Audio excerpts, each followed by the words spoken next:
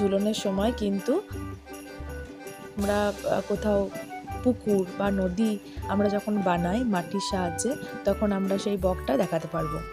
আর নিয়ে নিয়েছিলাম ছোট্ট একটি ঘুমন্ত অবস্থায় রয়েছে একটি গোপাল। ঘুমন্ত অবস্থায় রয়েছে ছোট্ট একটি গোপাল। সেই গোপাল এত সুন্দরভাবে ওরা মানে ছোট হলেও নিখুঁতভাবে রং করেছে, নাক চোখ মুখ নিখুঁতভাবে ওরা বানিয়েছে। আর নিয়েছিলাম এই সবথেকে প্রিয় জিনিস আমার, এটা সবথেকে খুব ভালো লেগেছিল ওই দোকানে, সেটা হচ্ছে এই রথটি। এত সুন্দর কারুকার্য করে বানিয়েছে ছোট্ট এই রথটি, সে আমি কি বলবো। এখানে আমাদের গণপতি ঠাকুর বসে আছে, গণপতি বাপ্পা গণেশ ঠাকুর বসে আছে, তার সাথে তার বাহন ইঁদুর, আর রথটি টেনে নিয়ে আসে দুটি ঘোড়া। তো এত সুন্দর ফিনিশিং।